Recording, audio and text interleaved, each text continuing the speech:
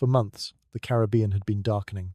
Since August of 2025, American warships had been gathering in waters south of Florida like storm clouds before lightning.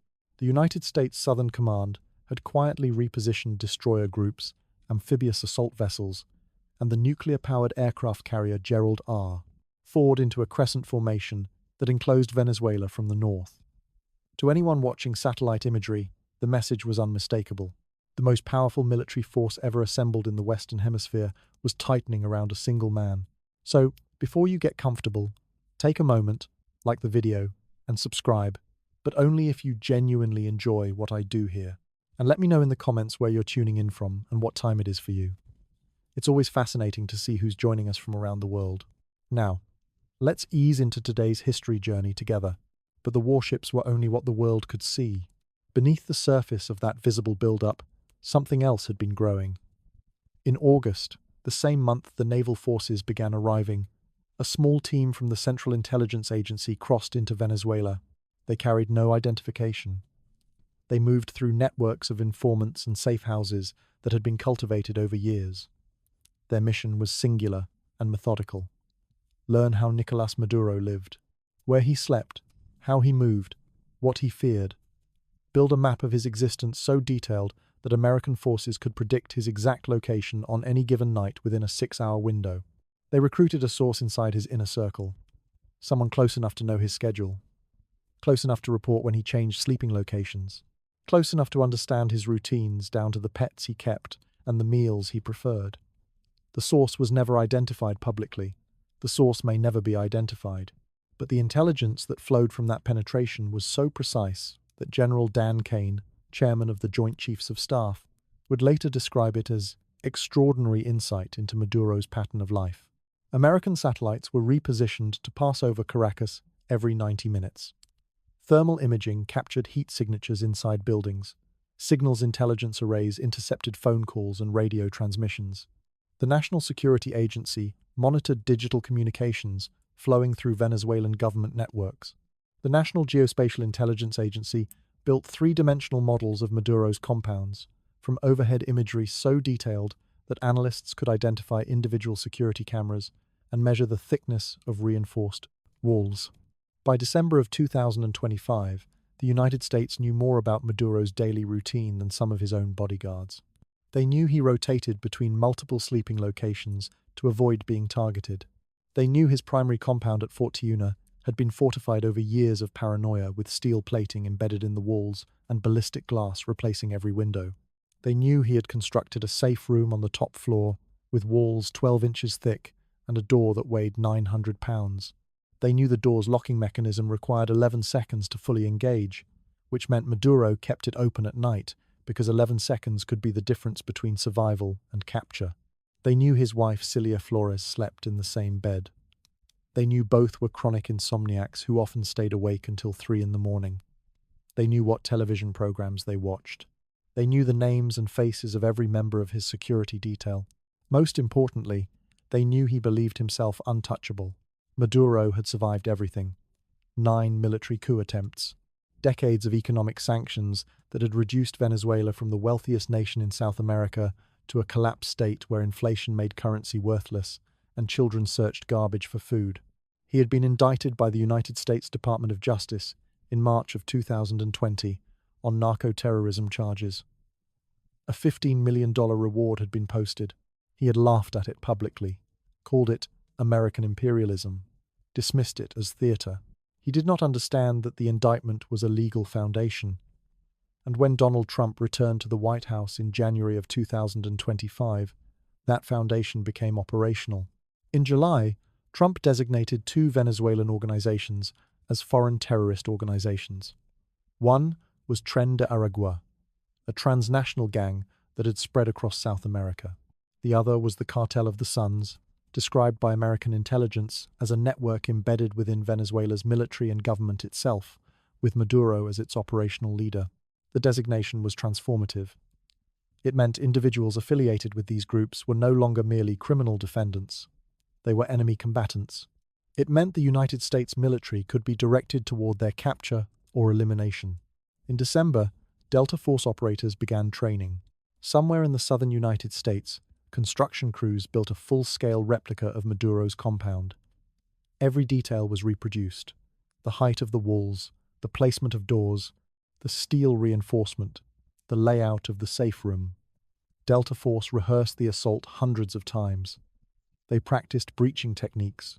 They trained with industrial blowtorches designed to cut through 12-inch steel walls in case Maduro managed to seal himself inside. They timed every movement from helicopter insertion to target capture.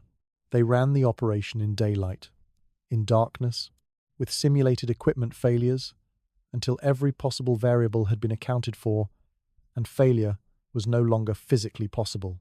Above them, pilots from the 160th Special Operations Aviation Regiment, the Night Stalkers, practiced low-altitude flight profiles through simulated urban terrain. They trained to fly at 100 feet above water in complete darkness, using only night vision equipment. They rehearsed formation, flying through narrow valleys and over residential buildings. They prepared to insert operators into a contested urban environment and extract them under fire if necessary. The entire operation was built on repetition, rehearsal, redundancy. The goal was not to get it right. The goal was to make it impossible to get it wrong. By the end of December, Operation Absolute Resolve existed as a fully planned, fully rehearsed, fully resourced military action, waiting only for weather and presidential authorization. The weather over Caracas had been poor for days. Low cloud cover, high winds, storms rolling in from the Atlantic. The mission required precision flight at extremely low altitude through urban terrain. It required visibility for pilots navigating between buildings. It required conditions stable enough for more than 150 aircraft to operate simultaneously without collisions. On the night of January the 2nd, 2026, the weather cleared just enough. At 10:46 in the evening Eastern Standard Time, President Trump sat in a room at Mar-a-Lago that had been converted into a command center. Video screens showed live feeds from multiple sources: satellite imagery, drone cameras, helmet-mounted cameras that would activate once Delta Force operators were on the ground. Defense Secretary Pete Hegseth stood to his left, Secretary of State Marco Rubio to his right. General Dan Kane provided updates as units reported ready status. Trump gave the order to launch.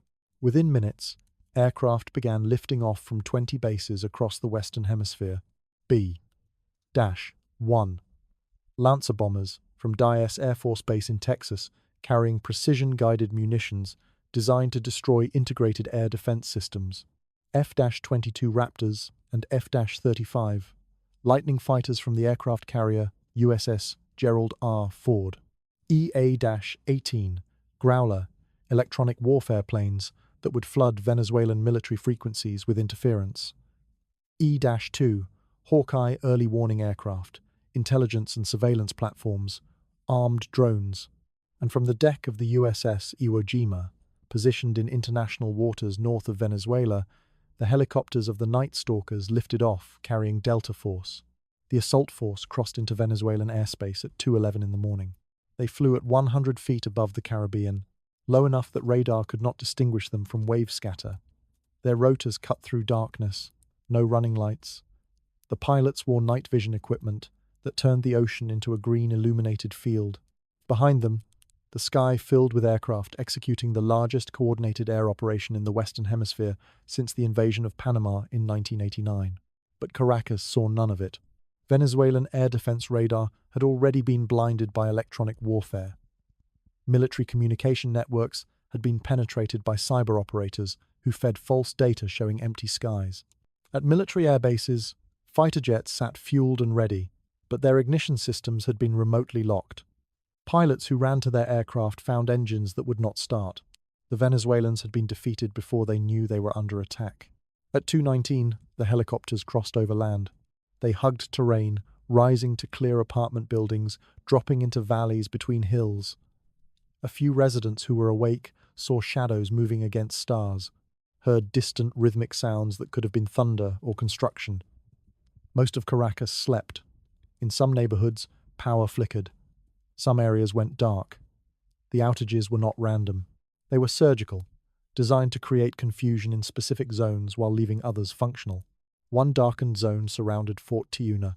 At 2:26, The lead pilot confirmed visual contact with the target compound. Delta Force prepared to fast rope. And inside the compound, on the top floor of a building that had been reinforced over years to withstand exactly this kind of assault, Nicolás Maduro slept beside his wife, unaware that he had 3 minutes of freedom remaining. The first explosion came at 2:28 in the morning. It was not the sound of helicopters that woke Maduro. It was the detonation of breaching charges against the compound's main entrance, a concussive blast so violent that it shook the entire building and sent fractures spiderwebbing across the reinforced walls. Maduro sat upright in bed. His wife Cilia Flores was already awake, her hand reaching for the bedside lamp. The power was gone. Through the ballistic glass windows came a sound that every leader who has made enemies knows in their nightmares. Helicopters directly overhead, close enough that the rotor wash rattled the glass, close enough that the percussive rhythm of the blades felt like it was inside the room. American helicopters. Maduro ran for the safe room. It was 6 feet away. The door stood open as it always did at night, because the locking mechanism required 11 seconds to fully engage, and his security advisors had told him that 11 seconds could mean the difference between survival and capture. He had spent $2 million constructing this room. Steel walls 12 inches thick, communication equipment, supplies, ventilation systems designed to sustain him for days if the compound came under siege. It was his final guarantee, his last line of defense. 6 feet away, he heard boots on the stairwell below him. Not the boots of his guards. These moved differently, faster, synchronized. He had perhaps 15 seconds before they reached his floor. His bare feet slapped against cold marble as he ran. Behind him, Cilia was screaming something, but the words were lost beneath the sound of rotors and the second explosion that blew through the building's lower level. The entire structure shuddered.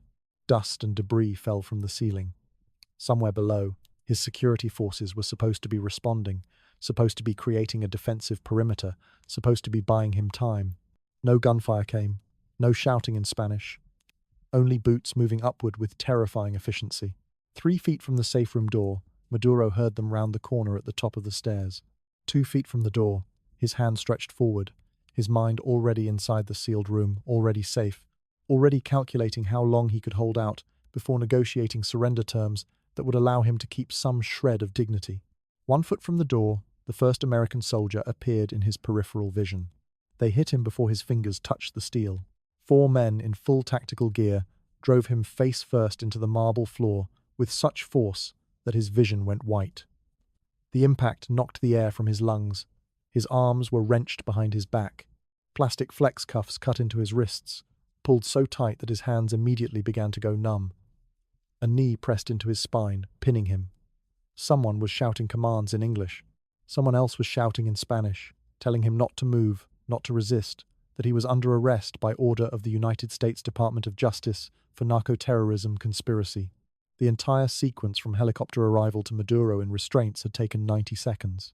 Cilia Flores screamed as separate operators moved toward her. She was pulled from the bed, cuffed, searched for weapons. Neither she nor Maduro were injured. The operators moved with clinical precision. No unnecessary force. No theatrics. This was extraction, not execution. They needed both targets alive and functional enough to stand trial. Outside the compound, the night had transformed into a demonstration of overwhelming force that Venezuela had no capacity to resist. Precision-guided munitions continued striking air defense installations across northern Venezuela. B-1 bombers released weapons from altitudes where Venezuelan forces could not see them and would not have been able to intercept them even if their radar was functioning. F-22 fighters orbited overhead, providing air superiority that was entirely theoretical because Venezuela had no aircraft in the sky and no ability to put any there. The strikes were not designed to kill large numbers of people. They were designed to dismantle infrastructure. Radar arrays, communication towers, surface-to-air missile batteries, command and control nodes. Fort Tiuna burned. Flames rose from multiple points across the massive military complex as secondary explosions ignited ammunition stores and fuel depots. The garrison housed thousands of Venezuelan soldiers, but none of them moved to defend Maduro. Some had been told the explosions were an accident.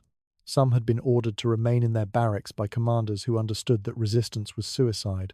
Some simply froze, paralyzed by the realization that the most powerful military in the world was operating in their capital, and there was nothing they could do to stop it. The Venezuelan Air Force never got a single aircraft off the ground. Inside the compound, Delta Force operators moved through the building with systematic efficiency. They cleared room by room. They secured the perimeter. They eliminated the few security personnel who attempted to resist, though most simply dropped their weapons when confronted. The Americans were not there to occupy the building. They were there to extract 2 people and leave before Venezuelan military leadership could organize any kind of coordinated response. Maduro was dragged to his feet. A black hood was pulled over his head. His pajama pants were replaced with a grey sweatsuit. Someone placed soundproof headphones over his ears, eliminating all external noise. The sensory deprivation was immediate and disorienting. He could not see, could not hear, could only feel hands gripping his arms, guiding him forward, moving him through the building he had believed was impenetrable. At 2:31, 3 minutes after the initial breach, the extraction team radioed that both targets were secured. The helicopters that had been hovering above the compound descended into the courtyard. Maduro was lifted bodily and placed into the troop compartment of an MH-60 Black Hawk. Celia Flores was placed in a second aircraft. The operators moved with urgency but not panic. Every action had been rehearsed, every contingency planned for. As the helicopters lifted off, fighter jets streaked overhead providing cover. Drones circled at higher altitude, scanning for any potential threat. General Dan Kane, watching from Mar-a-Lago, confirmed that the assault force was airborne and heading north. The flight back to international waters took 18 minutes. The helicopters flew the same route they had used for insertion, skimming low over residential neighborhoods, following valleys, staying below radar coverage that had already been destroyed. Venezuelan military leadership was only beginning to understand what had happened. Phone calls flooded into command centers. Reports came in of explosions at Fort Tiuna, of American aircraft over Caracas. But the reports were fragmented, contradictory, impossible to verify because communication networks had been compromised. By the time anyone in the Venezuelan government understood that Maduro had been captured, he was already over the Caribbean. At 2:49 in the morning Eastern Standard Time, the helicopters crossed back into international airspace. At 3:29, they landed on the deck of the USS Iwo Jima. Maduro was removed from the helicopter, still hooded, still wearing soundproof headphones, still flex-cuffed. He was taken below deck to a holding area that had been prepared specifically for this moment. The hood was removed, the headphones taken off. For the first time since being captured, he could see and hear. He found himself in a small room, surrounded by United States military personnel. He was photographed, fingerprinted, processed with the same bureaucratic thoroughness that would be applied to any federal prisoner. Someone handed him a plastic bottle of water. President Trump would later post one of those photographs to his Truth Social account. It showed Maduro sitting on a metal bench aboard the USS Iwo Jima, blindfolded with what appeared to be a medical eye covering, wearing the grey Nike sweatsuit, holding the water bottle. The image was deliberate. It was meant to communicate total dominance, total control. The message was not just for Venezuela. It was for every regime in Latin America that had ever considered defying American interests. This is what happens when you cross certain lines. Back in Caracas, chaos was spreading. Delcy Rodriguez, the vice president, had been asleep when the assault began. She woke to phone calls from military commanders asking for orders, asking if she knew where Maduro was, asking if this was a coup or an American invasion or something else entirely. She had no answers. She demanded proof that Maduro and Flores were alive. She went on state television and declared an emergency. But her voice carried no authority because everyone understood that authority in Venezuela had never come from the vice president. It had come from Maduro. And Maduro was gone. At 5:21 in the morning, Venezuelan Standard Time, President Trump held a press conference at Mar-a-Lago. He stood flanked by Defense Secretary Hegseth, Secretary of State Rubio, and General Kane. He announced that Nicolás Maduro and Celia Flores had been captured by United States forces and were en route to New York City, where they would face federal narco-terrorism charges. He praised the operation as flawless. He said no American personnel had been killed. He said no American aircraft had been lost, though one helicopter had taken small arms fire and sustained minor damage. He said the mission demonstrated that no nation in the world could achieve what America had achieved in the last 5 hours. He did not mention how long American forces would remain in Venezuelan waters. He did not mention what would happen if Venezuela's military attempted to retaliate. He did not mention whether the United States intended to occupy Venezuelan territory or install a new government, or simply leave the country to sort itself out. What he did say, with absolute clarity, was that the United States would now demand total access to Venezuela's oil reserves. He said Delcy Rodriguez was cooperating. He said she understood the situation. He threatened her if she stopped cooperating. The message was unmistakable. Venezuela's sovereignty had been suspended. Its future would be decided in Washington, not Caracas. The operation had taken less than 5 hours from presidential authorization to mission completion. But the consequences were only beginning. In Venezuela, competing power centers began calculating their next moves. Diosdado Cabello, a hardline regime insider who had been indicted alongside Maduro for drug trafficking, commanded significant loyalty within the military. He had been notably absent during the raid. Some analysts speculated he had been deliberately kept out of the loop. Some speculated he had been warned to stay away. Some speculated he had facilitated the operation in exchange for assurances about his own future. Whatever the truth, he now faced a choice. Accept American intervention and negotiate for survival, or resist and risk the same fate as Maduro. Vladimir Padrino Lopez, the defense minister and head of Venezuela's armed forces, had also survived the night untouched. His silence in the hours after the raid spoke volumes. The military had not defended Maduro, had not scrambled jets, had not fired anti-aircraft weapons at American helicopters operating over the capital. Either they had been unable to respond, or they had chosen not to. Either scenario represented total failure. And in living rooms and apartments across Venezuela, ordinary people watched state television and tried to understand what had just happened to their country. Some celebrated. Maduro had been a brutal dictator who had impoverished the nation while enriching himself. His capture represented the possibility of change, the possibility that Venezuela might finally escape the catastrophic governance that had defined the last decade. Some feared what would come next. American military intervention had a long history in Latin America. It rarely ended well for the countries involved. Would this be liberation or occupation? Would Venezuela regain control of its own destiny, or simply exchange one form of domination for another? Most simply waited to see what the morning would bring.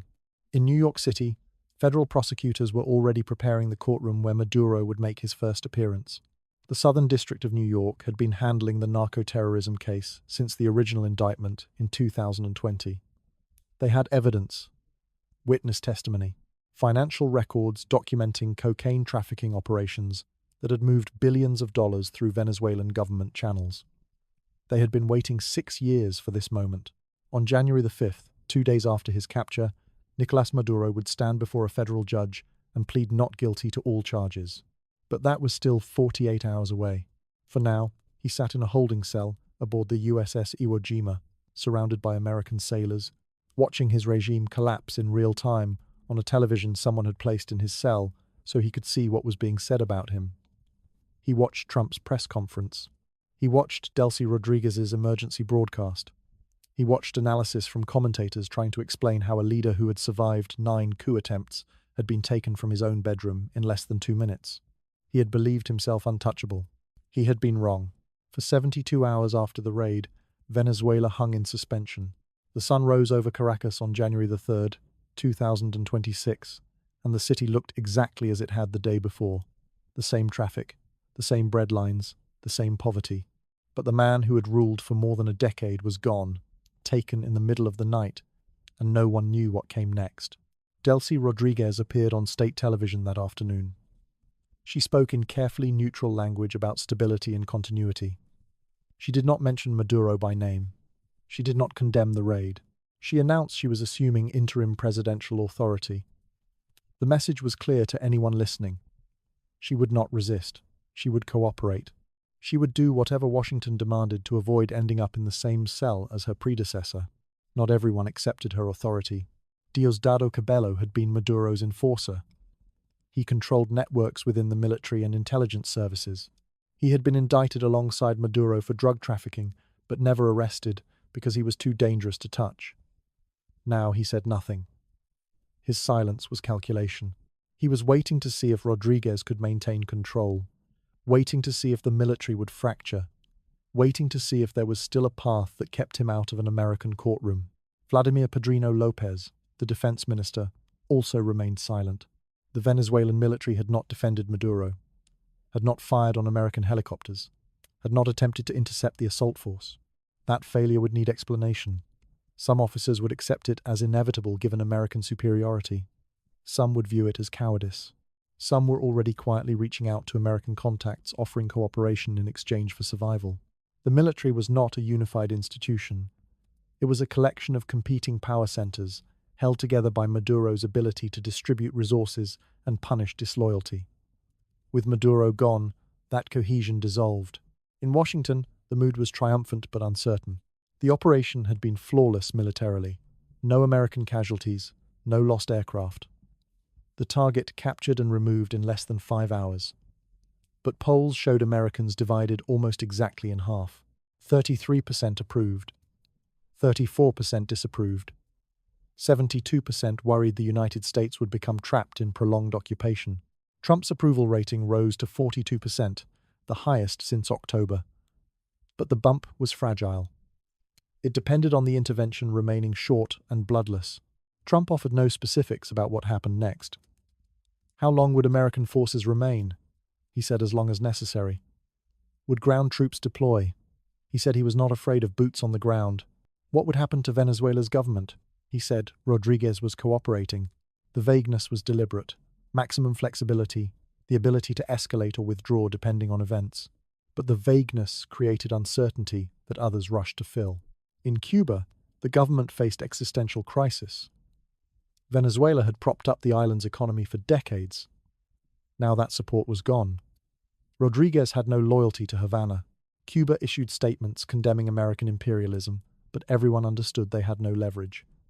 If Venezuela cut support, Cuba's regime would collapse. In Colombia and Brazil, governments watched nervously. The United States had acted unilaterally without consulting regional partners. The message was received across Latin America. Sovereignty was conditional. If you defied American interests sufficiently, you could wake up on a Navy ship in handcuffs. In Venezuela itself, life continued in the strange way it does when upheaval happens at the top. But survival remains the dominant concern. People still needed to eat, to work, to navigate a collapsed economy. Maduro's capture changed nothing about those immediate realities. But hope appeared in small ways. Venezuelans in exile celebrated in Miami and Madrid. They called family and talked about possibility of return. Inside Venezuela, the mood was more cautious. People had lived through too many false dawns. They waited. They watched. They reserved judgment. Maria Corina Machado emerged as a potential successor. Polls showed 43% of Venezuelans supported her. She represented the democratic opposition Maduro had crushed, but she also represented a complication. She was not a puppet. She had her own vision for Venezuela. The question was whether Washington would allow genuine independence or whether removing Maduro was just the first step in establishing more compliant control. On January the 5th, Maduro appeared in federal court in New York. He wore an orange jumpsuit. He was represented by a public defender because his assets had been frozen. The judge read charges of conspiring to import cocaine into the United States. Asked how, he pleaded, "Not guilty." His voice was steady, but his eyes showed reality. He was no longer a president. He was a federal defendant facing life in prison. The courtroom was packed with reporters. The judge set a trial date. Maduro was remanded to custody at the Metropolitan Correctional Center in Lower Manhattan, from presidential palace to jail cell in 72 hours. The carrier strike group remained positioned off Venezuela's coast. Helicopters conducted surveillance. Drones monitored military installations. The message was clear. American military presence was not ending. It was transitioning into something else. Trump had said the United States would run Venezuela. What that meant remained undefined. Would troops land? Would oil fields be seized? Would a provisional government be installed? The answers would emerge in time. But one thing was certain. Venezuela had been transformed in a single night from a sovereign nation into something else entirely. A country whose future would be decided in Washington, not Caracas. A place where American power had been demonstrated so overwhelming that resistance seemed futile. The operation had lasted less than 5 hours. But the image of Maduro blindfolded aboard the USS Iwo Jima would last forever. It became the defining symbol of an era, proof that sovereignty was conditional, that borders were permeable, that if you crossed certain lines, no security would protect you. Delta Force would come in the night. They would take you, and you would wake in a cell thousands of miles from home. That was the message sent to every regime in the hemisphere and beyond. Not a warning, a demonstration, a fact. And on January the 6th, as the sun rose over Caracas for the fourth time since the capture, Venezuela woke to a reality it was still struggling to comprehend. The dictator was gone. The future was uncertain. And in the distance, American warships remained, waiting to see what would happen next.